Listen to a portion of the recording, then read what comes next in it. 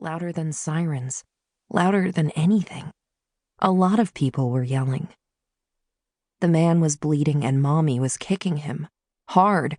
His head was bleeding. Bright red smeared his hot pink hands. He was crying. Mommy kicked him again, right in the teeth. His head snapped back.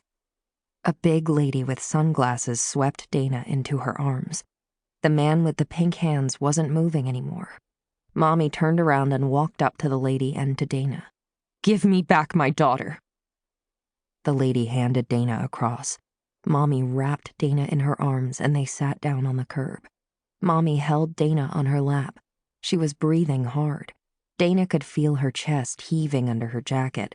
Her eyes were straight ahead. She was shaking all over and tears streamed down her face. Dana wanted to hug her. She knew she should hug her, but she couldn't. Not while her eyes were so blank like that. It was like she wasn't even her mother anymore. Beth didn't know what was happening inside her daughter's mind. All she knew was that somebody had tried to take Dana away, and she stopped them. Of course, the cops were on their way now. There would be lots of cops, and eventually lawyers. There'd be questions to answer and lies to tell. So very many lies. She needed to have them all lined up and ready to go. But Dana was safe now. That was all that really mattered. Beth could handle everything else. She always had. Part 1. Show and Tell. Chapter 1. "Time?" called Dana. She lifted the pan full of vegetable omelet off the burner and shook it to make sure the mass of egg and zucchini was loose. Beth held up her phone. 13 minutes, 44 seconds. You're never gonna make it. Watch me." It was down to the wire in the Fraser kitchen's morning marathon. Could Dana make an edible breakfast in 15 minutes or less? Dana shook the pan again and eyed the distance to the ceiling. "You're cleaning up when you miss," Beth reminded her. The game of the 15-minute breakfast was their way of combining Dana's love of cooking with the morning rush that never seemed to get any easier.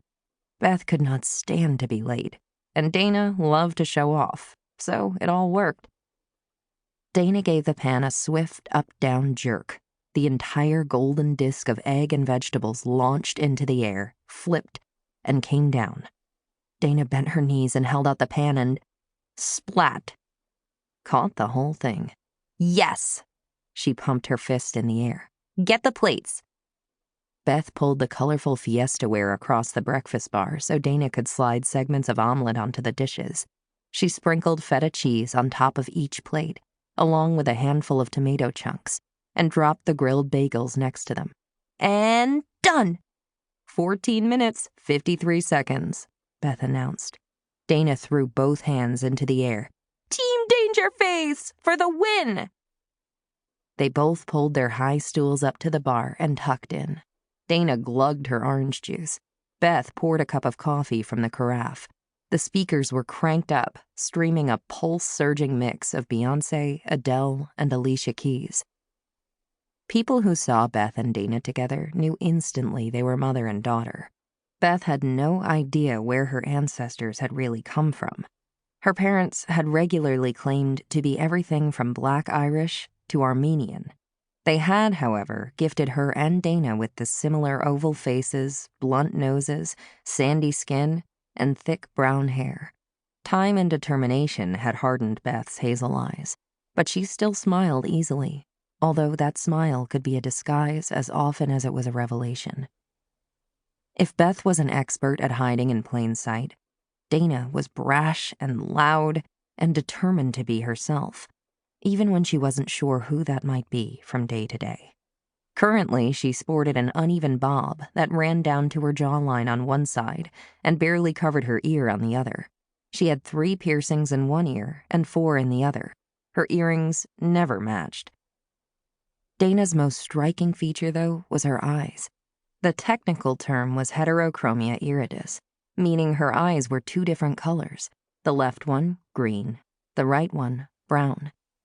Dana had flirted with the idea of hiding them a couple of years ago. Since then,